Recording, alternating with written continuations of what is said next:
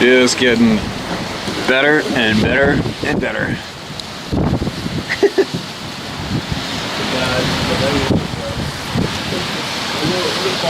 Oh yeah. Can't wait to jump in those mountains. Set up my tent.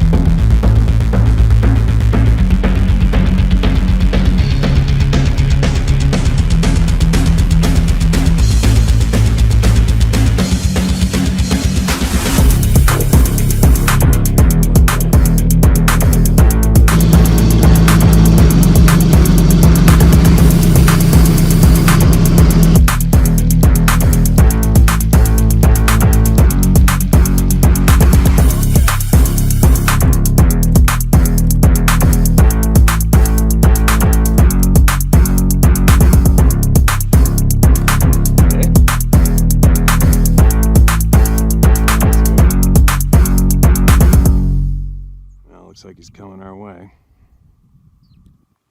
Hopefully we can scare him away.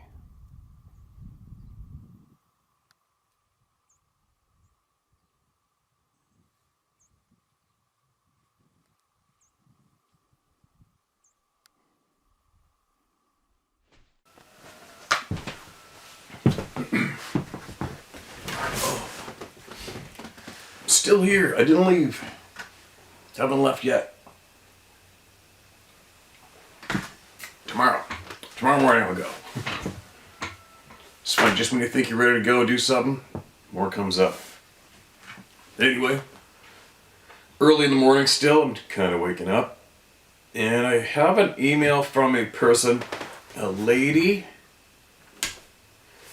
First Nations Indigenous lady from North America, from the United States, I believe. And there's more than a handful of informative, quite long emails from this person. Probably why I haven't shared. I'm pretty sure I shared some. I'm gonna have to Google this person's, Google it, email search this person, find all the emails, and get them together. So I came across this morning. I read through a little bit, and this sounds quite informative. And this is a very long email, but I'm gonna go for it. And then we'll see. Maybe I will possibly find how many emails are from this person and put them on the website possibly after this. We'll see. Excuse me. Last night, side note, last night we were surfing through some YouTube videos on the TV. We don't have cable or watch regular television. And we were watching a show, a quick report from Redacted. There's a couple who report on, quote, the stories the mainstream media won't report on, end quote. Another funny thing about that channel, they have, a lot of people email me and tell me my intro's too long. It's too long. Because they don't know about fast forward. But anyway, this couple, their intro is 30 minutes long. 30 minutes. But you know what? I've never felt compelled to email them and complain about it. Maybe I'm kind of weird, but anyways. Sorry I'm babbling. It's my first few moments being awake. The coffee hasn't really kicked in yet. But anyways, they were doing an in-depth report on the possible close to 1 million people amassed at the south of the U.S. border right now. And Sarah's normally she's not into that shit. But even she was glued to the TV. We're watching this, and it's just amazing to me. And we're watching, and Sarah's had a million questions like, what the hell's going on? I'm like, I don't know. It is alarming. It's really weird to watch. And I'm watching the crowd. I'm just going by common sense, taking the details and seeing what I notice. And the majority of the people in that line were able-bodied males. And the majority, I'd say 100% of those people looked very nourished. They didn't look hungry at all to me, or dressed in rags. They looked very fit on average, very healthy, clean clothes. And it just makes my brain wonder, how do you do that? How do you amass close to 1 million people and get ready to surge across the border? But the most alarming part, I think, is how does any country, it doesn't matter what country it is, how does any country actually open up the floodgates to that? That is crazy, isn't it? It's very, very alarming. And there's obviously something going on behind the scenes. You just don't do that. Nobody does that. Nobody allows that. It doesn't happen. And from what I understand, it is a very effective method of destabilizing a country. Which then makes you think, well, why are the so-called leaders of that particular country allowing their country to be destabilized? It's very, very alarming to watch. And you wonder if it is just the head ready to explode, right, of the infection. And it's just like me and Sarah and I were saying last night, it's like watching a crazy movie. This is like watching a freaking crazy movie. And not having a clue how it's going to end or what's coming next. Like, seriously, what's coming next? The shit show going on the past, 3 years? Maybe possibly, 3 years.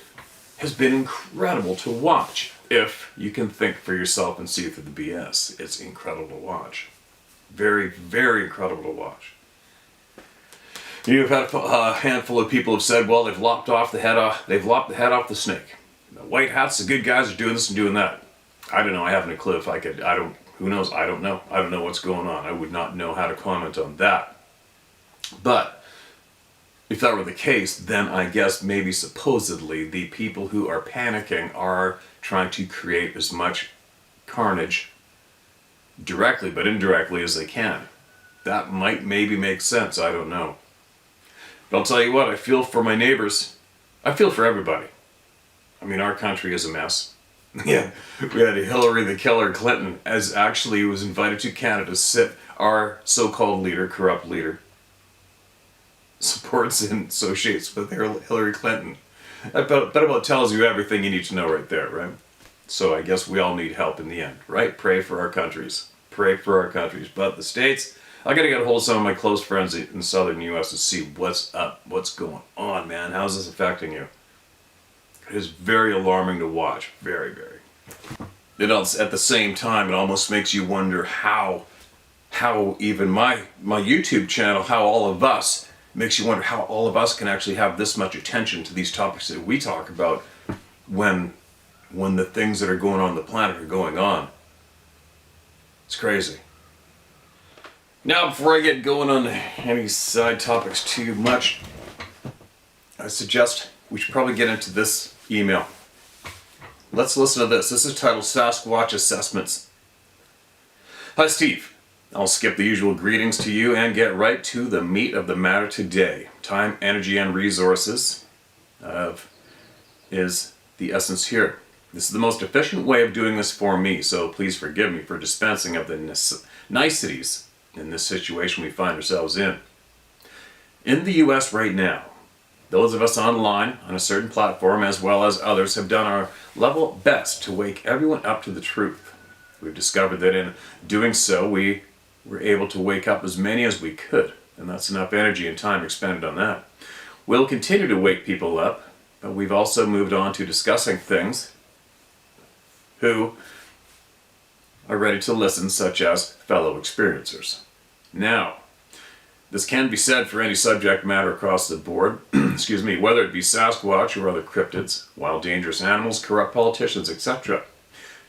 You stated very emphatically in the one video I watched recently that it is everyone's job to alert the public, with small children, to great dangers in the vicinity. How can we live with ourselves if we don't tell people and they get hurt, abducted, or killed? Some people will watch a dangerous predator in the area and not say one thing to anyone else living in that area about it. Oh, believe me, I've heard it all when it comes to such things about how they justify their beliefs or downright laziness. But we're talking to those in all areas after a while who have ears to hear and eyes to see. Just as it says in the Bible, right? Right. I used to be in groups on Facebook for Sasquatch ranging from the very controlled, which I could equate with a despot regime, all the way to the heavily scientific ones. The first ones are not much use in getting anywhere to helping ease the suffering of experiencers to learning what we really all ought to be centered on when it comes to this subject matter. The Sasquatch at some point have become dangerous. Same as there are dangerous humans, for instance. Sorry, but I dispense of the emails regarding, I think I saw one. I never saw one, but I think I smelled one, but I'm not sure. Where they're either brand new to the subject, and sure, it freaks them out, but they're not in it, like others of us are. Unless their experience has to lead to even more, and they're in a situation where it might be dangerous and kids are involved. I'd have to say, you need to take a pass. None of the emails you receive are in any order of importance, and you tell everyone that all the emails are important no matter how small the problems with Sasquatch appear to be. I agree that everyone deserves to be heard and helped, but there are bigger fish here to fry, and I believe you are sensing that now. We've got a huge problem on our hands as human beings. By now, you had to have realized that this is bigger than when you first began doing these videos. The reports which seem to interest you most are those where there's military and government interaction. Not only are those the most trustworthy, but they speak to explain to us what these Sasquatch are about. Most humans won't go on to a military base to poke around where it's being protected by armed soldiers, even if they're just doing rounds to keep an eye on an unused portion of the base.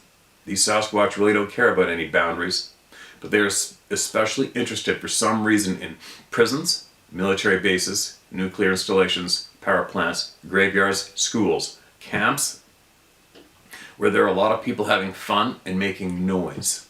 Noises seem to be of great interest to them. They're very quiet themselves, so anything which makes a great deal of noise piques their interest. These are not only a dangerous life form, but potentially there will be greater interaction between they and humans to the loss of human life. They behave as if they're a wild Indian tribe or animals taking what they want. This was the situation between early invaders / settlers versus Native American Indians. Natives had certain things they all agreed upon from tribe to tribe and didn't cross certain lines.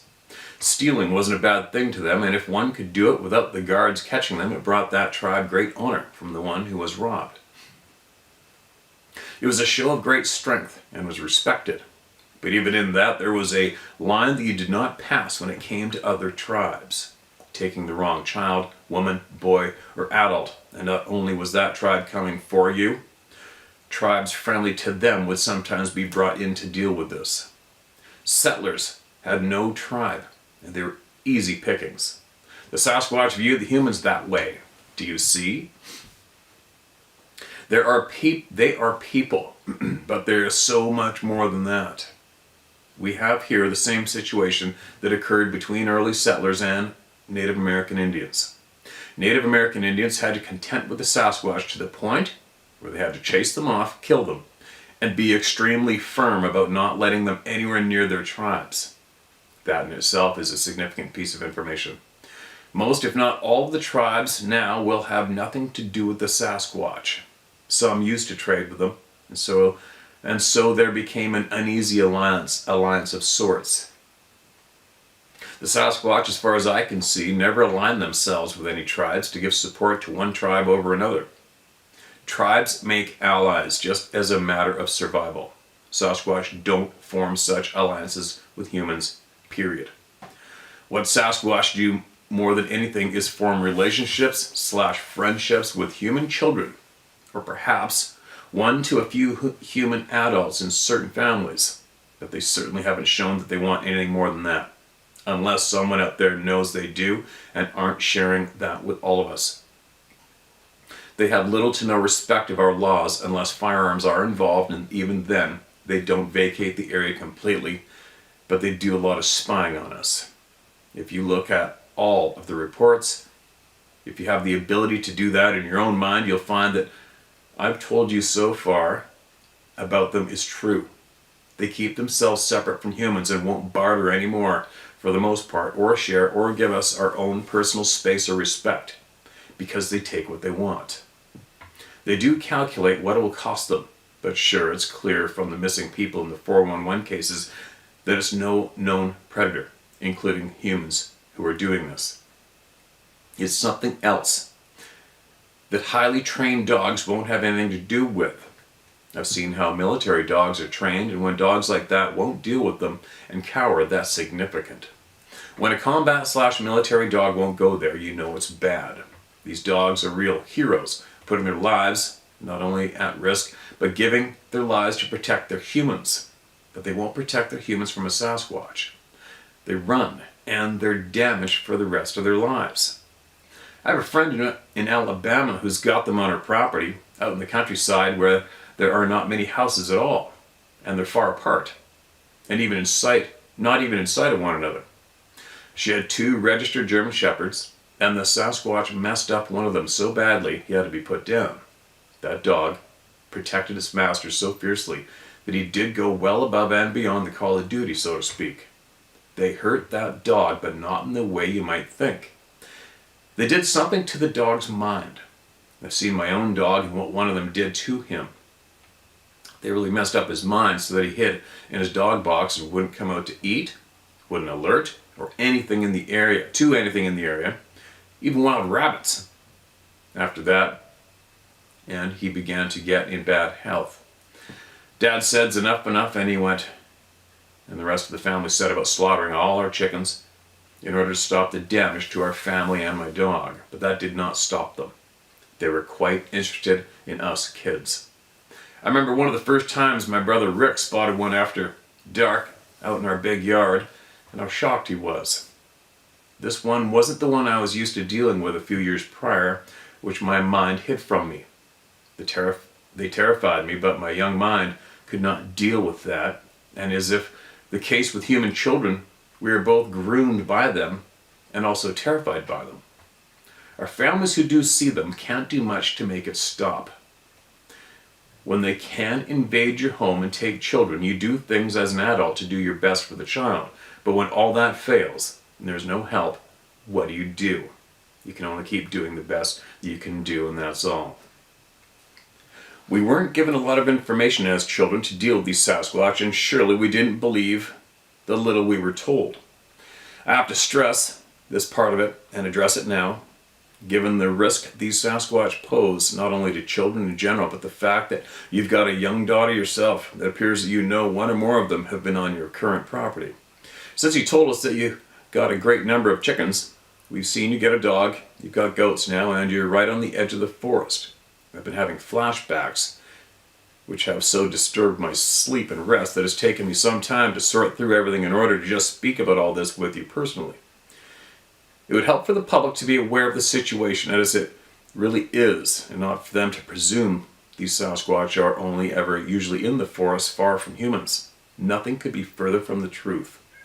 Not only could they be right next to you and you not know it, I've explained them being right next to my brothers and I, and yes, we all felt it there each time. We grew up in the woods, in wild areas. We're trained heavily in how to react to our surroundings. There are indicators which tell you when there's something there. They were there, and there was no doubt about it for any of us. We knew not to take off running and do an every person for themselves thing.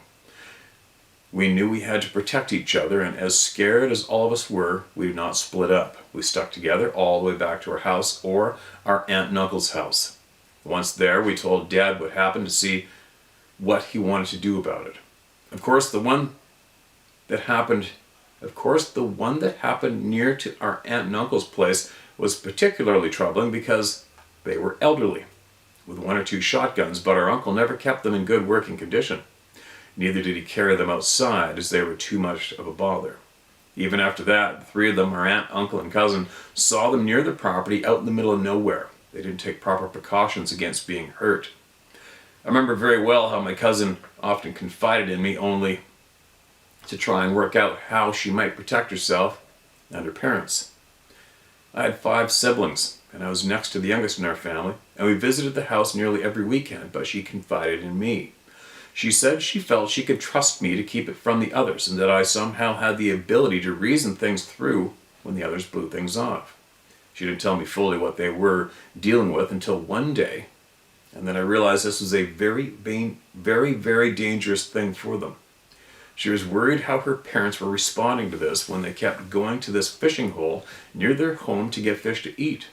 My cousin was afraid because they had to rely on their garden, fruit trees, any fish they could get, and deer my cousin could harvest to survive.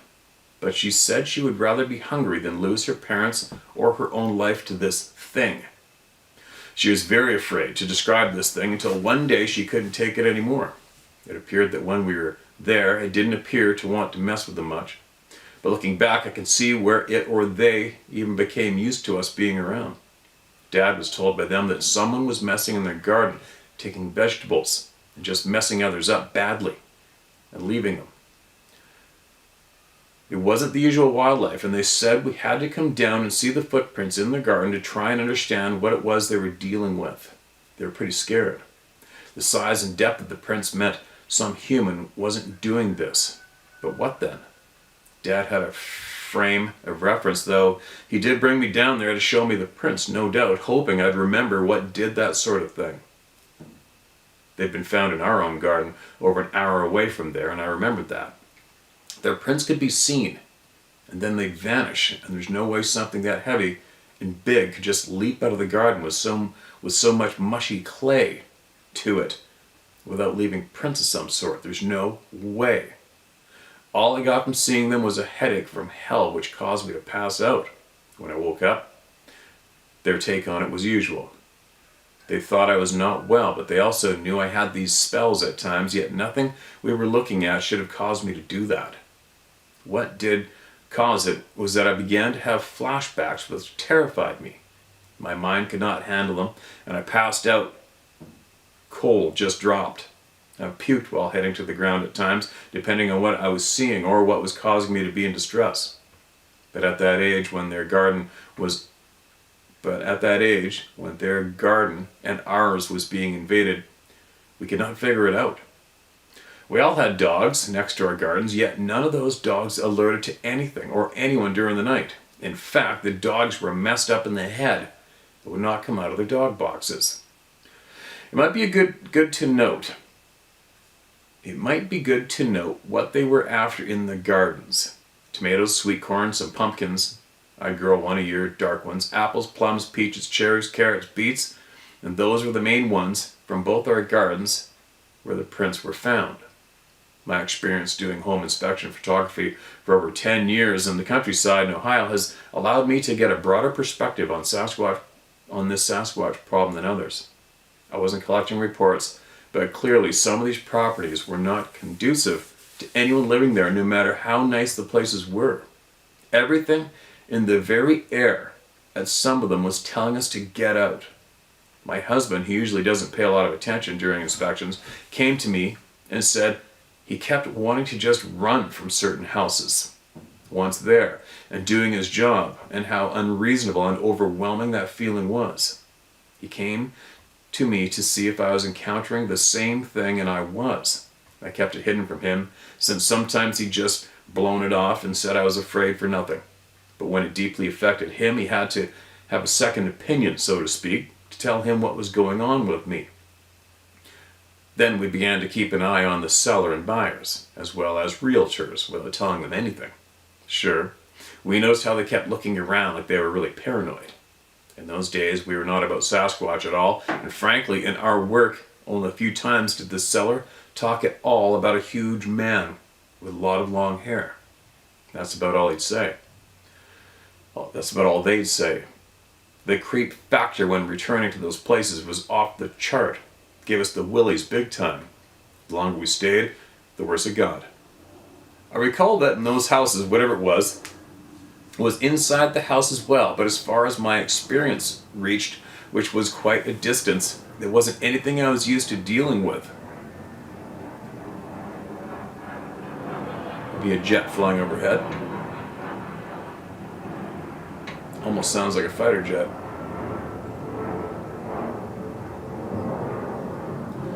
It was always like, get out and get out right now. It was insistent and brutish. When homeowners and their children behave in such a way, they appear to have been abused by not by other family members, neighbors, or anything else, and they won't talk about it. You have to glean what you might from what you see in their houses. My husband had done undercover work for the feds, so I watched as he checked these places out. These people weren't settled for the time they said they spent there. Whatever was bothering them all, it had been there the whole time. When the buyers said they were taking the house, oh my gosh, the huge sighs these sellers let out. It showed a level of desperation to get out of that house that was beyond what the buyers could see. When we had to inspect said houses again after a short time, and the sellers had that same look on their faces and acting paranoid as heck, we knew that certain of these houses had something else going on with them. Yet our minds, for the most part, did not get on the subject of Sasquatch. We'd both experienced what people would call human hauntings in our life, but this was not that. It was intense and like someone drilling into your skull to get out all the time. Whatever this was, it wasn't there when the house was being built or first occupied. We struggled ourselves to come to grips with what might cause this. Was it something to do with the land? It struck me that the houses were built on land which felt claimed, like a trail that was used for generations by animals. Had a big house planted on it, but no, it wasn't anything to do with animal pathways at all. How to explain it to you and your viewers so you will know how to be safe? It's difficult to tell any of you what this is like personally. We had a lot of experience inspecting homes and businesses in all types of settings in the countryside and cities, but this is an aspect of these Sasquatch, such as they lay claim to certain land, and if you violate it, they unleash holy hell on you, your loved ones, your animals, and on frequent visitors to your home and property. It's an energy, or energies, many times much more than just one of them, which feeds on the energy of the humans in that structure. It feeds on humans' physical energy. It clouds humans' minds. It's an energy which sets humans against one another to drive them out. But they come into homes and businesses. These Sasquatch are not animals, and they're not just people either, Steve. Native American Indians know better than to trade with them or communicate with them if they know what's good for them. Once they're in your life and you communicate with them, they feel like they can take what they want from you or those you love. They claim you into their tribe, so to speak, and you don't have a clue they've done it. In our valley, I can look back now and see that they claimed all the families in our valley as if they were all under their control. They even claimed the bad boys' prison up the road and everyone in it as well, including the guards who were usually very unnerved by seeing them up there and not being able to do a thing to them for trespassing. What's trespassing to a giant hairy human who takes what he wants? Nothing. To open communications with them is to invite them to rule over your life and hurt you if they don't get what they want from you. Nope. I hope I'm making myself clear to everyone here. The more someone visits their places of habitation in the woods, for instance, the more they will treat such people as if they are members of their tribe because you're on their land. You've enmeshed yourselves in their lives even when you can't see them. We expect wild animals to take a hint and steer clear of human habitation, and when they don't, we tend to take appropriate action towards them. Most come in to get the garden, cats, animal feed, farm animals, and if they show they are not sufficiently scared of doing that, we have no choice but to deal with them. When it's a more dangerous animal, we track them down and dispatch them if they won't be hazed out, or the Division of Natural Resources of the Forest Service won't relocate them. But we're talking about giants here, not bears or cougars. We're talking about a being who can't be caught or relocated, and the rangers are scared to death of them. The turnover rate of rangers quitting their job when they're stationed in the more remote wild areas is huge. And you'd think it was from trauma from bears or not being able to handle the solitude or something, but no, it's not. It's from things they won't talk about, and the Forest Service is perplexed as to what's causing these individuals who can't deal with anything in the remote wood to just up and quit, never to work such a job again. I mentioned this after my husband said he had looked into doing that job, and we watched a program about it on TV. It's sort of a documentary to try to get young men and women to do that job for the Forest Service. I presume if they even had a clue to what they were divulging to the public, which could trace back to Sasquatch, they would never let that into their show. The rangers talking about this kept wanting to divulge more and seemed scared, but not of the Forest Service or government. No, they were afraid of ridicule, mockery, or derision from the public. They also had to know that if they talked, the people paying for that to be made wouldn't allow it to get into the show.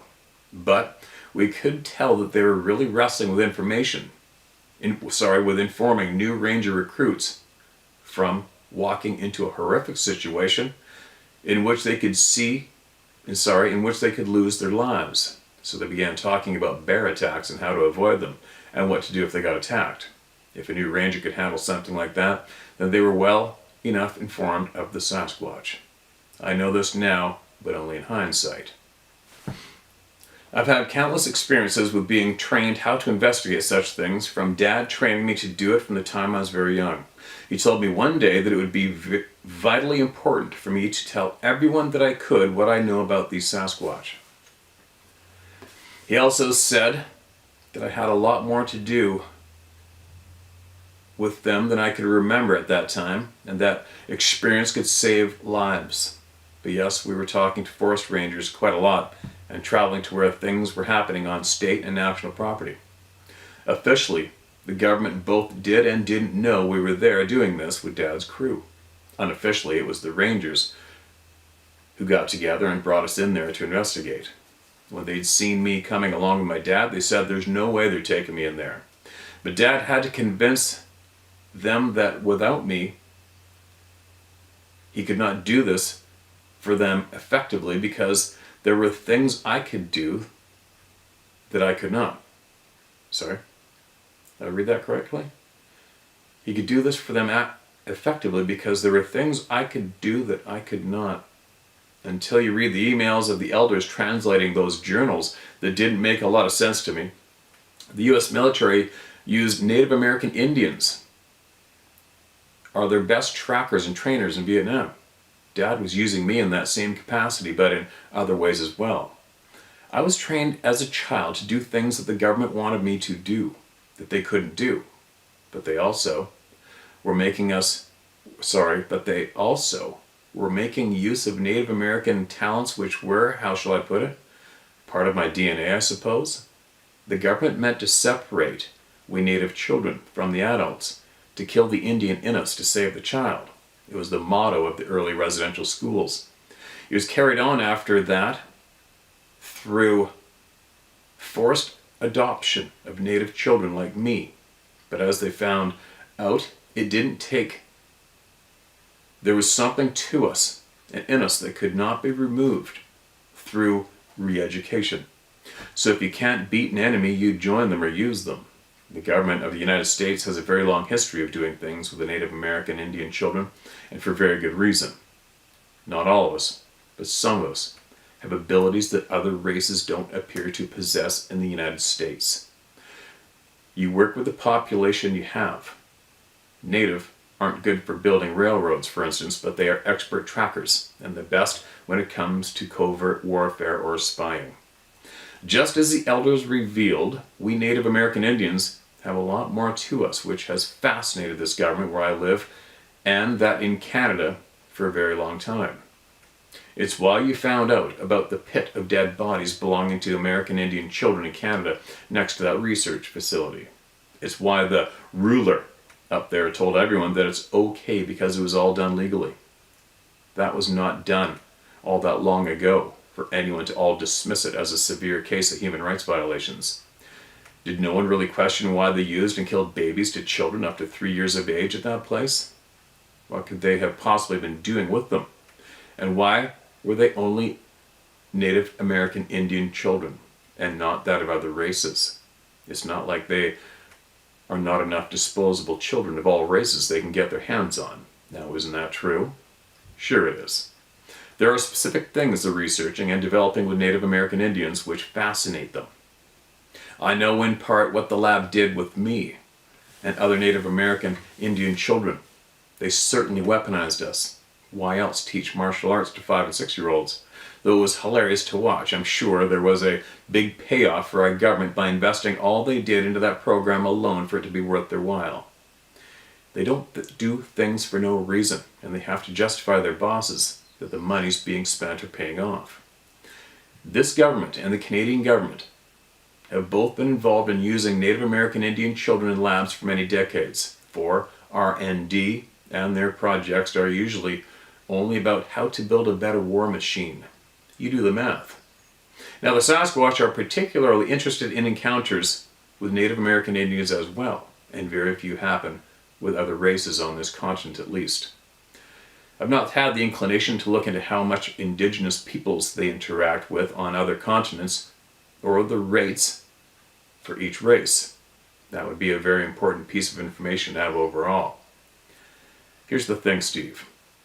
Whether we be in a personal struggle with these Sasquatch through their invasion into our own lives to lose to those of our family, our livestock and pets, our land and buildings, to them watching schools, churches, and other places where they watch us, will one day be in a fight with one or more of them, and we're probably not going to win against them. It's time we began to learn from the past and how people who were on this continent dealt with them. The elders said they agree with the fact that it's time whites know what they know about them. Yet, they're still being very guarded in what information they're releasing to the public. It's the aspect of things Native American Indians can do, which could bring all hell raining down on all our heads as natives, which bothers us most. If people in these countries knew what we are capable of, they could start murdering us in great numbers again as if we were evil, and that's a great concern. We must protect our own. So, as far as I can tell, the tribes could be employing the power they have in the case of the missing and murdered Native women. But it's clear they have not employed that yet, or maybe not much yet. Let me tell you that even though you might not believe it, or want to believe it, there have been times when both governments have greatly benefited by the abilities and skills that natives had that they themselves did not have. It's too bad that whites think they know everything and have to rule over everything with an iron fist. When the crap really hits the fan, though, you'll all come back and talk to us, and then you'll be ready to have your eyes and ears opened. I can warn you the same as you talked on one of your recent videos to warn people strongly about bears, for instance, and how they don't pay attention to you, but they believe they can handle anything just fine on their own and don't need you telling them what to do and shoving it down their throats. I can commiserate with you on that count. Some people are just so full of themselves that they don't care what someone who knows the truth is telling them to save their lives. Remember that guy who was sitting in lawn chairs right next to bears, filming them up close, and they ate him and his girlfriend? We all knew it was going to happen because he wanted to show how close he could get and how close everyone could get to them and not be harmed. All it takes is one time and you're gone. I've come to know you and your little family and even some of your friends through your videos. We've seen some, and most we have not yet. But you're a part of your community and you're working within it when it comes to animals, people, and Sasquatch. Most won't do it, but you are, and for a reason. Someone has to do it. But most don't know or don't care they're around where all of you are. But even you don't know how much danger you and your family are in right now. They can and do come into people's houses, and they don't have to break anything to get in. You will not see them, but you will feel them in there. Your daughter most likely will be the one to see them in the house and outside more than you or your wife. They love doing that to children, knowing most parents won't believe them. I truly believe they like messing with kids' heads and ultimately terrifying them, if not taking them. I was taken by them as a child and even into my adult years from my home and then returned. You won't always be able to tell, other than she might say she had a really bad nightmare, which was very unusual and entailed giant hairy humans. How will you protect her then? You have to clue into the fact they've been in your house and you believe that it's secure and they can't possibly do with that without you knowing. I'm here to tell you, as a childhood victim of this myself, that the one who took me for around 5 weeks from my home did so with technology. Blow that off though and laugh it off. Okay, I'm telling you the truth. Mom and Dad laughed when I told them how he was getting me out of the house after Dad nailed the windows shut with long nails, put deadbolts on both doors with chains, and he still removed me from my home. They could not ignore that there was no damage to my room at all, and they found me on the front lawn every night at 2 a.m. There's no denying that he was taking me from the house, and there was no evidence to show how it did it. So they asked me to explain how that happened. They target kids on purpose because they know we can't stop them. Well, not until my family made me hide in the middle of the house, and I couldn't go outside or near the windows for any reason. After a while, the Sasquatch just gave up, and not before he nearly shoved our house over. It was creaking and snapping when he leaned on it. A native friend of mine who is a chief, shared with me that you don't say out loud the name of any of these beings more than one time. Maybe refer to them by initials. When you say their name 3 times, it causes them to target you and not leave you alone. Why is this so? I don't know, but that it's supernatural or not normal.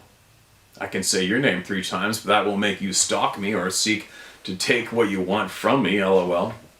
These Sasquatch are not people, even if the tribes call them that. They look like people, but they are not. They have abilities that some of us natives have for sure, which is probably why they're so interested in some of us. You and your property and family are merely resources to them. They are focused on you. They sit in the woods and watch you film yourself even. They throw rocks towards you, always mindful not to hit you. I've been hit by pea gravel by them in the woods when they had me surrounded and I could not see them. Rocks don't get thrown from tall, skinny trees with no bottom limbs. They don't get thrown with such force to go over 25 feet away either and hit me perfectly in the temple of my head or even on my forehead. They've got great aim. I think they have a code not to harm us unless they do. When they do, it's like that guy who said they found him at 2 locations lately and menaced him until he moved in with others. But I'm telling you, they get used to you being with others and start in on them too. We experienced that in our aunt and uncle's house. Dad pulled us away from there for months after that to see if they'd follow us home or what they'd do. He sensed great danger to us if we continued to go down there. Now that you have this information, do with it as you say what you will. Your blood, at least, will not be in my hands. The blood of all others isn't on my hands either, since I've spent years trying to get people up to speed on what's going on with these Sasquatch. Now it's out of my hands. I've done my job as a decent human being, and I've paid my dues at the hands of mockers and bullies with this subject, and far longer than most have been at it. I pushed them to take things into account which most would not have anything to do with as woo-woo, meaning made-up fantasy. We've come a long way, but there are still groups in which you can't talk about those things or you get banned from their groups. You read people's emails and let it be heard, like it or not. This is all I have for you today. I do hope that you share it with the world, since this is critical info for everyone to hear, not just for your family. But if it does not get read, then I suppose it wasn't meant to be by God, or for whatever reason He's God. You can't possibly be reading all the emails that have been sent to you. That's just a reality. But one day I hope you find a few of mine to realize before I'm dead and gone that I'm a resource for information you've been seeking and not finding. Find me too late and you'll regret it? No, because I'm sending you everything I recall when I recall it. I know how important it is. I also know that as slow as men are at getting to things, and the way they do things is not efficient or practical. You all don't read instructions or take instruction a lot of the time. Guilty. Hey, I grew up with 3 brothers and a dad and uncles and grandpas, and I know what I know about your gender. Women are planners, calculators, and we have to be, because we are the first and sometimes only line of defense of our children. Sorry, but it is what it is. You're all out there doing your own thing, and we're left to protect the children and make sure everyone is cared for. You bring home the bacon. Patty Rowe, Lancaster, Ohio. I can't argue with those last paragraphs, Patty. Guilty across the board, in a way. There you go. That was a bit of a long one this morning, wasn't it, you guys? But very informative. And you're gonna do with that as you do, right? Take from what you will or leave it. And I will. I'm going to. I'll find all of your emails, Patty, and I will make sure that I put some attention to them and share them. Either this way, or maybe on the. Maybe I'll put them on the website. Maybe possibly. All right. And I appreciate you sharing with us. And I hope you share more. I'm gonna have to do a search for your name, find every single email, and see what we've missed to date. And like you said, there's so many emails, so many emails. That's not a bad thing. I'm not complaining. We need every single person to share, right? Keep sharing while we can, because I don't know. I just got a funny feeling that we aren't going to be able to do this that long. I don't know why. I just got a funny gut feeling something's up. I've had it for a little while now, but it seems to be getting a little more intense. And I don't know, when I make every single one of my decisions with my gut. Period. I can have 50,000 people screaming at me different things they know and see and want to warn of, but in the end, it's up to this right here, inside. Each one of us. Not just me, but for me, I've definitely come to I have definitely come to accept that fact that deep down inside myself, and I hope everybody learns this soon for themselves, that we already know the answers, all right? Meaning we already know the answers of what to accept, what to pay attention to, and what to do. But we have to override this barrage of bullshit that has been pummeled into us since the first day we left our mothers to go to school. We have been pummeled with a big, confusing tornado of bullshit. And it has really done a number on us, right? And it's pretty tough to frickin' argue with that. If you have a quick glance at what has been going down in society just the past few years. It's incredible. It's incredible. It's insanity. It can be described as absolute insanity, but it's true. Anyway, babbling. But I appreciate you, Patty. Please email more information. Anything you think can help, I'll share it for sure until I can't anymore. Well, I don't know how long that took. I haven't a clue. Didn't seem like too long to me because I just got me glued. I could keep reading that email for days. We'll see. Maybe I'll get a couple more shares in, but it's got the wheels turning, right, you guys? Who are you going to listen to? Who are you going to listen to with all this information piling in from all these different directions? You should listen to your inside. Listen to your inner voice. That is the number one. That's the number one source you need to listen to. Anyway, give me a minute here.